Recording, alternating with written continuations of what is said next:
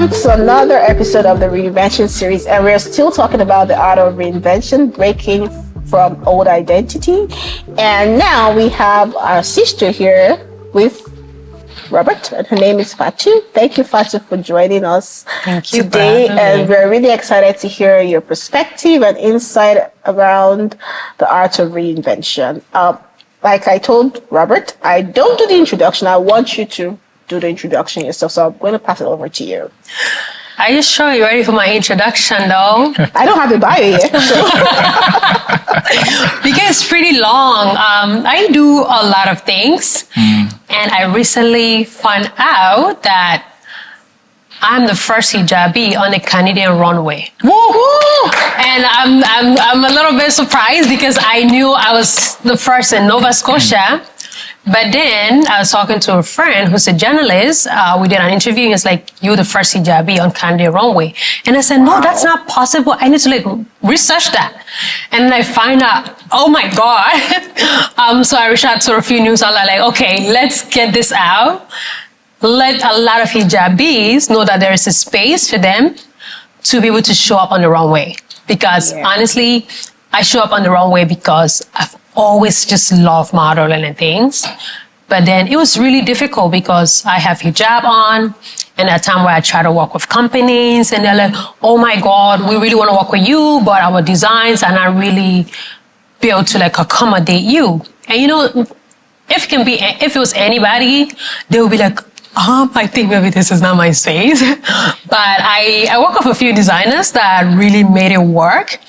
And I'm walking again next month. Actually, it's in May for another one. And I really wish we can find more hijabis on the runway. So anyways, I just had to share that because it feels good to break barriers. Anyways, I do a lot of things. Model, I already said. I'm a speaker. I'm currently doing my speaking training with the Canadian Association of Professional Speakers. I'm a content creator. I have my own podcast called Heartfelt Podcast. I write. It's a very fun thing I do. I'm also organizing a TED event here in Halifax, and I also have my nonprofit, Hats Global Network. And next month, we are organizing our first Global Peace Conference, which I'm very surprised that we have speakers and participants from outside of Canada who are actually coming for it.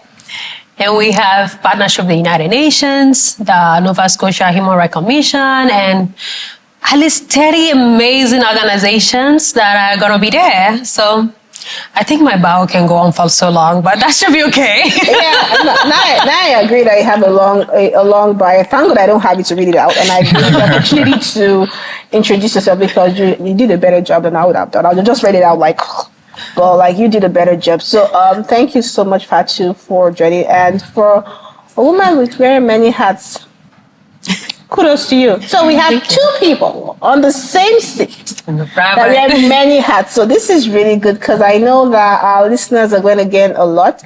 Robert has spoken. He shared his own perspective and insights. And we also want to hear, because for all of these hats you wear, I'm sure there are many challenges you may have faced along the line. So it's been good to hear from you how you've been able to navigate the ecosystem and still stand strong. Yeah, so thank you. So one question I did ask Robert was, because I know that you're also an immigrant in Canada, just like myself and Robert. How has it been for you in terms of transitioning from your home country? Because I know you made a stop I was in the US, yeah. Oh, so you made several stops. So the question I get asked, because I moved from the US myself, is why Canada? How was that transition like for you? Oh, why Canada?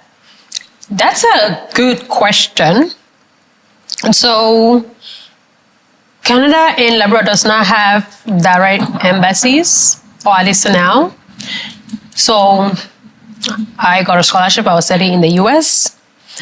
I had an idea about Canada, which is a level of audacity a lot of people don't have. I watched a Canadian movie and I said, I like this. Oh. And when I went to the US, international students, I did my undergraduate in the US, but international students can be entrepreneurs.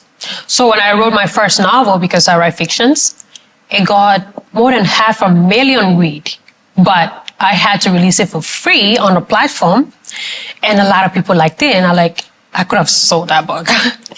Anyway, so I decided, I think Canada could be a good option, especially after watching a movie about Canada. So I don't know what got in my head, but it just happened one day, and let's go to Canada. And so when I came here, it wasn't too difficult because Canada and the US does have a lot in common compared to when I just left Liberia to the US. But then it was also challenging, moving into a whole new place. I did not know Nova Scotia. I was only researching. I want to be an entrepreneur. I want to do entrepreneurship for my master's.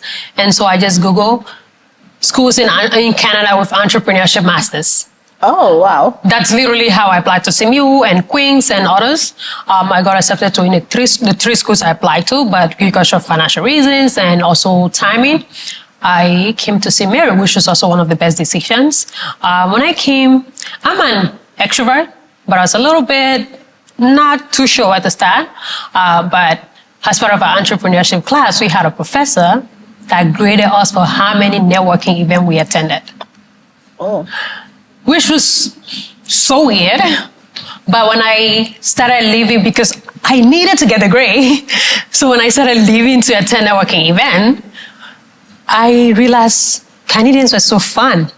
And so I started hanging out more, and I started attending my own networking events and things. And then, remember I said I watched a movie when I was staying in my home country about Canada? I researched the cast, and I emailed the cast, and I even volunteered with the cast. Interesting. It was a Netflix series. What's this Canadian It's book? called Lost Girl. Lost Girl? Lost Girl, the Lost Girl series. It's one of I've seen it. my favorite supernatural fantasies. Is this still on Netflix? I think they took it down. Oh, I'll check with you. But it's really good if you like horror, magic, kind of. Oh, horror. No, I don't like having bad dreams. That's what I write too right now. So I do enjoy it a lot. But that's basically how my journey has been. And it has been adding a lot more audacity every single time. I always tell people add a lot of audacity to whatever you do. Yeah, I hope that answered your question. Yeah, it more than answered the question. So yours is audacity. Robert's is authenticity. Okay, they both start with an A, so that's cool. So for the Re-Invention series, we do open it up to people to send in stories and ask questions because we want to be able to tackle like problems or challenges that people are encountering. And we do have a story because we accept anonymously sent questions. We don't want to expose our identity. And I did read a story when Robert was here, but I'm going to read it again to you and ask some of the questions that this person has sent and see and hear from you from your own perspective. And Robert, be happy to jump in because you're a creative coach. That's what I'm going to call you starting today. So it reads, I feel like I'm stuck. For years, I followed the safe path, went to school, got the degree, landed a stable job. On paper, everything looks good, but inside, I feel disconnected, like I'm playing a role that doesn't belong to me anymore. The hardest part, everyone around me still sees me as that person, responsible, predictable, and the one who always has it together. I don't even know how to tell them that I've outgrown this version of myself without feeling like I'm disappointing them. The expectations are heavy, and honestly, I don't even know who I'll be without them. I have dreams, ideas, and passions I've ignored for years, but self-doubt creeps in. What if I fail? What if I change everything? What if I change everything and I still don't feel fulfilled? And how do I even start with this version of myself? How do I even start when I've been this version of myself for so long? I really want to break free, but I don't fully know how to let go of my old identity without fear of losing myself. It's a lot to unpack here. So this person is feeling stuck. And I know that there are times in our lives where we feel like we've outgrown a certain place, a certain position at a company, just something, we just want to break free and fly like a bird, but there are people around us that have these expectations of us, and we don't want them to feel like we're trying to be something we're not. And like I mentioned to Robert, that I remember trying to be in Nigeria working, and I had a friend stop me on the road and say, "Oh, you're very scarce, we don't see you anymore, now you're hanging with the big boys." But I had aspirations, I didn't let to move forward, but this person was seeing me from a different light, whereas I'm still the same person, but I just have more experience. I had to expand my circle of friends, but people don't entirely see as that. They still see you as that same high school person that, oh, we used to hang out together, skip classes and all of those, but we can't always remain in the same position. So I feel like this person is feeling stuck, and they have aspirations and all of those things, and they want to break free. So a couple of questions I was sent in is, how do I know when it's truly time for me to break free from my old identity? You don't. Wow. No. So here's the thing, right? A lot of us are too caught up in this cycle of not losing ourselves. But sometimes you really have to lose yourself to be able to find yourself. Like, realistically, Lose yourself to find as someone yourself. who's lost, like, my journey can like sound really nice, but it's not. I've been through depression. People who watch my TEDx kind of like know I've gone through, even to the point of, but I also realized that sometimes where I reach my breaking point, where I say I shouldn't have done this, I messed up. Those are like the time where things really start to fix themselves. So the whole idea of, I don't want to lose myself, I want to fit in this bubble, I want to fit in this narrative. I kind of understand where this person is coming from, because I was telling you guys recently, when I went to college, I initially started college as a pre-med to go to medical school. Wow. Up to now, my mom does not know what I studied. Whoa. Your mom is going to watch this. She doesn't. Like, realistically, she doesn't. If you ask her what she studied, she'll be like, I don't know, but I think she say with jobs like that, it's similar to what the United Nations does, but I don't know. She wouldn't be able to tell you what I study. I studied peace and conflict resolution. And when I went to college, initially it was to be a pre-med. And sometimes our subconscious habit tell more about us than the things we know we are. So I was applying to schools to be pre-med before going to college, but I was reading business books, I was reading leadership books, I was writing novels about social justice. I was a radio talk show host. I was talking a lot about politics, social justice, women empowerment. So something just wasn't aligning.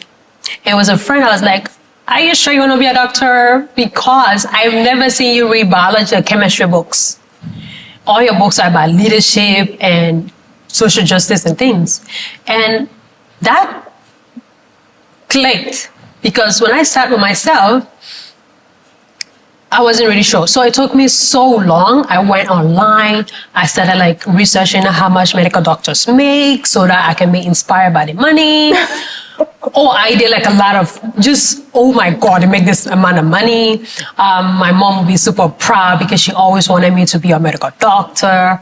My family, it was like, I find every possible reason to believe that I had to be a doctor.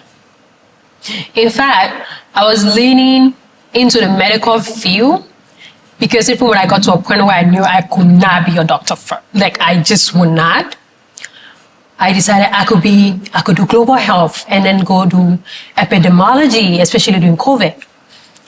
I made a final conclusion with my degree in college the last year before the year before I graduated. Yeah. And so I totally understand how we sometimes get trapped in bubbles. And what I'll tell this person is, for me, I'm a fictional writer, and everything I write are the things I see in my mind. Sit with yourself. Sometimes forget everybody. Sit with yourself and close your eyes. And think about a person who, imagine yourself doing something that you always wanted to do. Like, even before I left home, I always saw myself on the TEDx stage. Even consciously, I always knew I wasn't qualified for it because I had so many reasons why I didn't belong on the stage.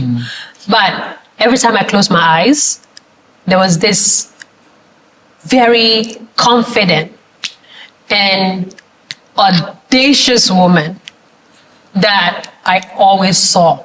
To the extent I even started writing a story about her. And that woman is me. And so when I started learning to really listen to her, and I know it's kind of like sounds super fiction and things, but when I really started listening to the things that make me happy and the places I wanted to be, they have not all come in package, but eventually they've come. Yeah. So sometimes it's okay to just let things fall, honestly. Let it just chakala, like Take just, its own shape and all. let it just scatter and then find time out inside of that. Sometimes chaos is not necessarily a bad thing. Yeah. Like be easy on yourself. Give yourself permission to learn, to grow, because whatever they want to do right now, what the things they've learned can come in different shape or form. That maybe you in the wrong career, but let's say, for example, Robert studied accounting, but he's an artist, which most people would say they don't go together. But now he's also a business person that needs those accounting knowledge. So even if it doesn't come in the bank, it's still coming in another way. Yeah. Yeah, like it's about mindset sometimes, and you have to really give yourself permission to grow and be easy on yourself. Honestly, I always tell people, be easy on yourself. Thanks, Fatu. That's deep. I thought Robert was saying all the deep words, but you told me deeper words. Anything you want to add on that, Robert? No. No, you I- okay. I can't add anything to that. I just, I learned, it's kind of funny because, but I learned, don't be scared to lose yourself. That one really stuck with me because even me, sometimes I'm scared of like, but if I dive too deep into this, I'm scared that I might, because like, okay, for example, right, I'm doing a lot of things, right? So apparently I'm supposed to be a leader, but I just like to do like fun stuff, you know what I mean? Like dance and do like, stuff that is not very leadery, you know what I mean? Like I'm party and do stuff like that. So sometimes I'm just like, but if I go down too much of the path of authenticity, maybe I would lose myself and then I don't present as a leader anymore. But then hearing this, I kind of, in my mind, I know that it's okay to do whatever I want to do because authentic leadership. So hearing that, like, actually you need to lose yourself to find yourself, because that version of yourself which you're protecting too much, which everybody knows, you need to lose that version. So you actually need to lose yourself to find yourself. So, thank you, Fatu. Don't bubble yourself. Don't put yourself in bubble. Taking that from, Yeah. One thing I'm going to take from Fatu, even though people say I'm a great storyteller, I don't know. All I know how to do is tell stories to my son. But write the story. Don't tell me. I love good stories. It's like writing the story about who you want to become, and like that's really some form of workshop that one has to do, because when you write it out there, I'm of the notion that write out your vision, like even though it looks scary, put it out there, look at it every day, because there's something about when you put something down on paper than just saying it or that just recording. I know we have devices today that can record stuff, but when you have it on paper, there's something about ink. You start to see it, and it just starts to become a part of you. So you wrote your story. You wrote the story of the woman you want to become, and now I'm writing a story tonight. So We'll definitely do. I think one thing to your point about being a leader, I was talking to a friend not too long ago, and I was talking about how oh my God, the people I'm working with, it seems like this and that. And it's like, leaders are not always likable. True. Yes. Like if you want to be a manager, then obviously you want like the people you manage to like you, to say nice things about you. But as a leader, yeah, sometimes if you have to like shrink too much, then the people around you really shouldn't be around you, honestly. Like you need a new circle of friends. Okay, another question that was sent in there. What strategies helped you build a new professional identity and gain credibility in a different field? So I know like you have many moving parts, many hats you're wearing, but you also have to stand out as a professional. Like you've been on TEDx and all of this. So what are those strategies that you've used? Because it's hard. Everyone can say I'm a professional, but there are strategies to actually sound and look like a professional. So what strategies have you engaged in that has put you out there as a professional in what you do? So what I do is basically asking myself what I want, which everything should start from what do you want? Who do you want to be? I always have this, where do you see yourself? So at the start of the year, actually every year I set resolutions. I fulfill some, I don't fulfill some, depending on the priorities. One of the things I incorporated in my New Year resolution this year was the 80, kind of 5-20 rule or 80-20 rule. But it was basically writing out all the things I want to do, 20 things I want to do. We all have like a lot of things we want to do, right? Yeah, very true. We want to go on trips. We want to have fancy dinners. We want to start our business. We want to volunteer. You get distracted in all the noise, and sometimes you get lost in the chaos. Sometimes that's a good thing, but it's not always the best thing, especially when it's about distraction and trying to keep focus. So the next part of that 20 is to pick the top 5 that even if they're gonna kill you, you're gonna do the 5. And you put those 5 on your priority list. And the remaining 15, you say, see no evil, do no evil, touch no evil. And you focus on those 5. So regardless of what you're going to do, focus on those 5. Like there are times where someone invite me somewhere and someone say, let's go somewhere. And then I ask myself, do they really align with this 5? Or would they be taking me to this 20 or another 30? And then I make conscious effort to not do it. It's hard because we're human, but it does help you keep focus. That's one of the things I do.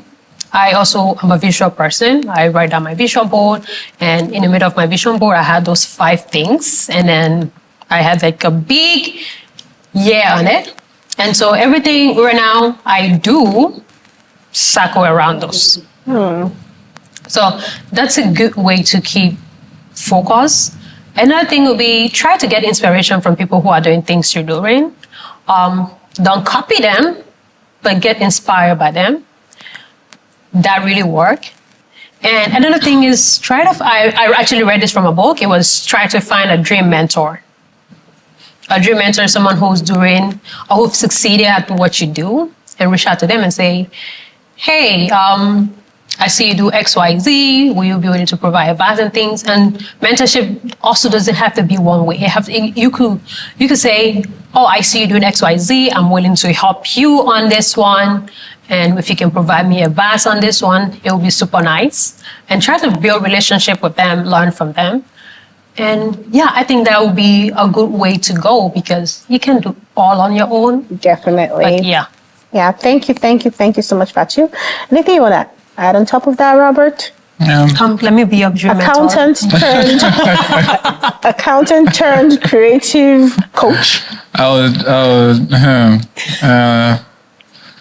No, not really, because I was never contemplating a career in accounting. I always knew that that wasn't going to be me. Like by the time by the time it started in my mind that I was going to be a designer, I kind of stopped going to accounting classes, right? But then, you know, yeah, I was like spending more time in like this, my first mentor in fashion design. Like I was spending more time at her atelier, you know. But you know, actually the thing between me living the life I wanted to live and doing what I had to do was just finishing the accounting, right? So I mean, I really don't have anything to add to what, but like I don't want to just say something because I'm trying to sound smart. Like she has already given. Okay. I'll leave you. So another question which Robert had answered previously was, how do you navigate self-doubt and imposter syndrome when stepping into unfamiliar industries?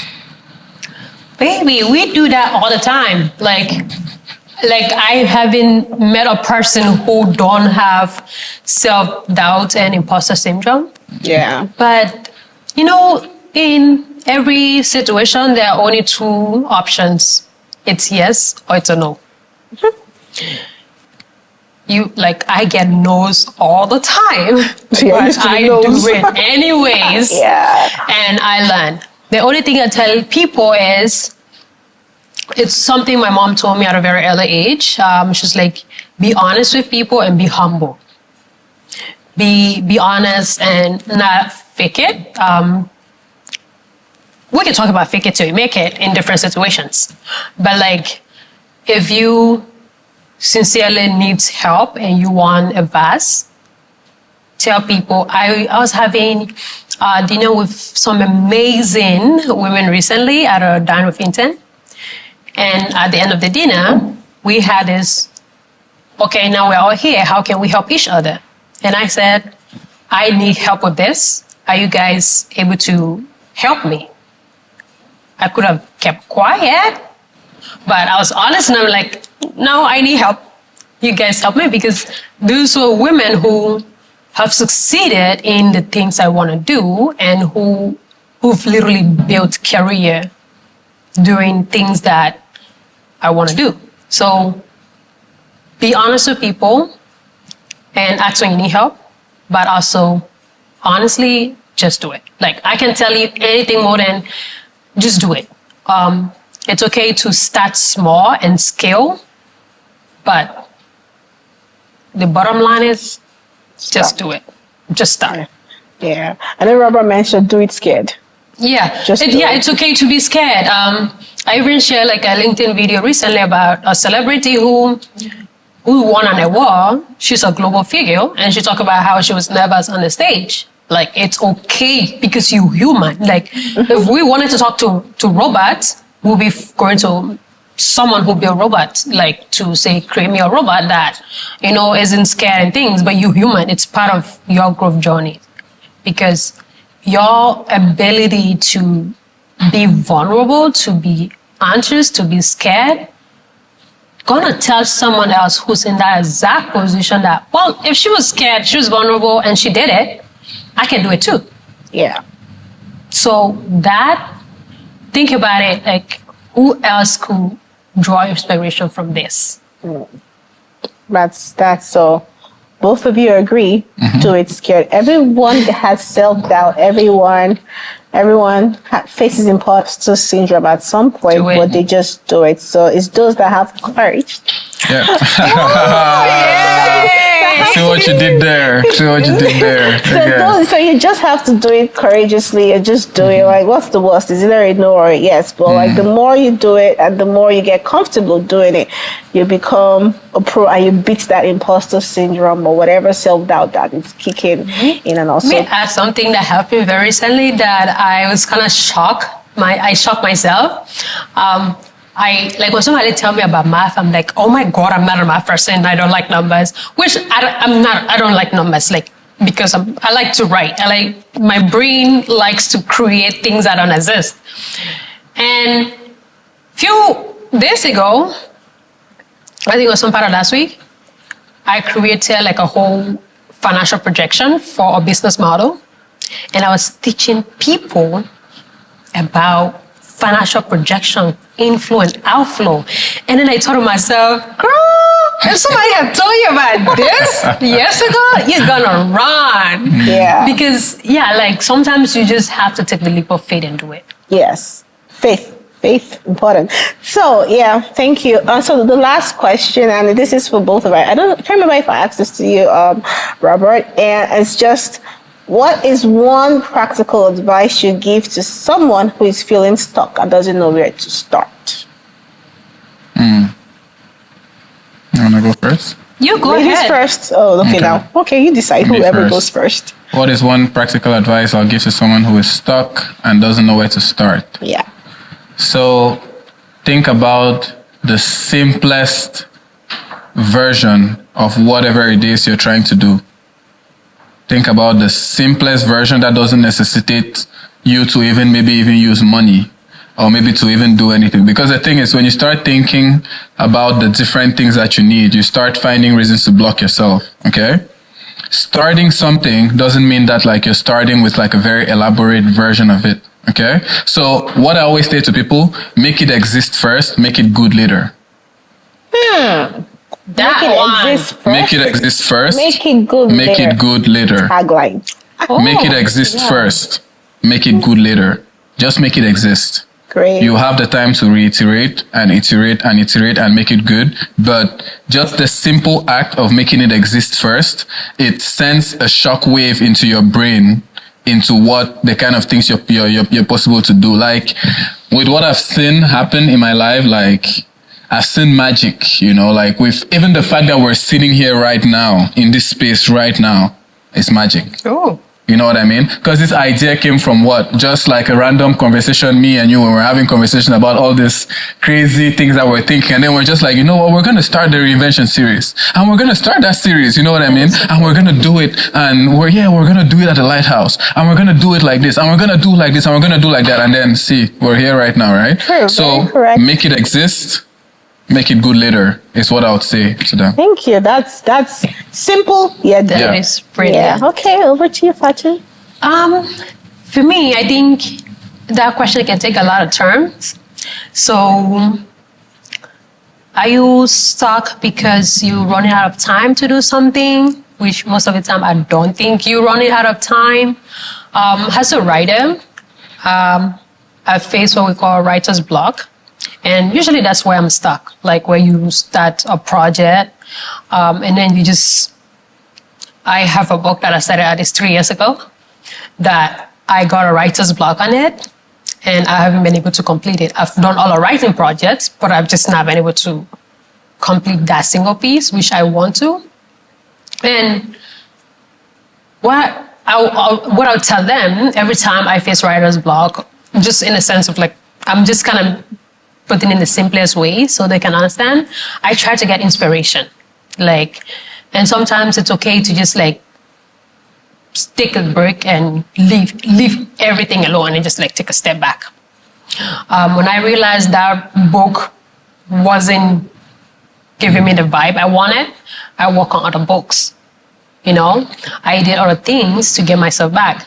And sometimes even if I'm not just writing in general, I try to read other people's work. I try to take a walk around. I try to get inspiration from things that otherwise wouldn't happen. I go to networking events. I get out there. Because sometimes we make a lot of problems in our head. And then we think, oh, we are stuck. And then you go out, you meet people who be like, oh, I think you could have done this, So sometimes it's okay to take a break and just leave everything. Don't force it. And then get inspiration and then start with the smallest things you want to start with or start something different so that you can be able to get on track.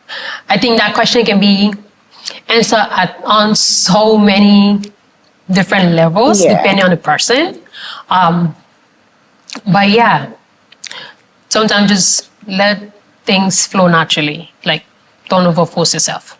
Yeah, I totally agree with that piece because sometimes we just try to solve the problem, but actually the answer is just to get off that seat and take a walk, get some fresh air and just come back to it and just relax, lay on the couch and say, you know what, I'm watching Netflix series. I can't do this right now. You're gonna get frustrated, you're gonna get burned out, you start blaming yourself, and everything just get messy. Yeah. Okay. So you've heard it. Robert says, Go make do it it. exist first, make it better later. Fatu says, just let it be. And Courage says, combine both at the same time. Just take both. I choose. Just take both. If, because for me personally, I always have a plan A, B, C, D, E. So if taking a break isn't working, but I know that taking a break always works. And I say that from a student that was in 2 universities at the same time. And I always have. What were you thinking? Oh, no, sorry. If going to school was a career, that's the career. Wow. I just enjoyed reading and acquiring knowledge. And even my family still wonders how I'm able to do it. I'm like, because I got a degree in computer science. I got a degree in counseling, like in undergrad. And I have a master's. And I have certificates in finance and web design and marketing and all of those things. So that's why I don't like to send in my bio. I just stay humble. But I know that taking a break, mostly when you're having exams and you're trying to read and read and read, never worked. So I just take a break and just let it go and all. But now, yes, even from both of you that have gone through like different life experiences and you've seen things, that, okay, taking a break really works. So that kind of confirms that taking a break works for me. Because people don't agree with me that taking breaks work. Oh, no, you should take a break every time you need it. Like every time I'm working on something and my brain is like, nope, we're taking a break. Like, I don't care who's going to say what, we're taking a break. Like, I'm going to watch my movie. I'm going to read my books to chill out. Like, if I say no, it's a no. Like, yeah, I get it. It's just that sometimes you feel like time is running out. If you take a break, you're wasting time. Because as an African, that has African parents are like, why are you taking a break? You better go back there. Like, the way it comes. But like, it really helps mostly for your mental health and all. And Robert is saying, make it exist first. Like those two, make it exist and make it better later. Like just those two that the both of you have said, I think will resonate a lot with the listeners that are going to see this and listen to this. And I hope that they're able to run with that. And that being said, we've come to the end of this Re-Invention Series episode. And like we always say, Re-Invention is not a one-time event. It's a journey. So no matter where you are right now, remember, you have the power to redefine your story, to embrace new opportunities, and to step boldly into the life that you deserve. Once again, thank you for being part of the Re-Invention series, both of you. And for those listening and watching, if you found this episode very helpful, don't forget to send in your stories, ask your questions, like our pages, share, and just be a part of, because we're not all about just talking. We want to build a community where we're able to come together and help one another across communities and across the world. Because even though we're in different continents, different countries, the problems are pretty similar across nations, just that it might just be on different continents. But so please send in those stories, ask your questions, and till the next episode, I remain Courage. I know I didn't do a proper introduction because you already know who I am, but if you don't know who I am, I'm Courage, and we'll see you on the next episode of the Re-Invention series. Thank you and stay blessed. That's right.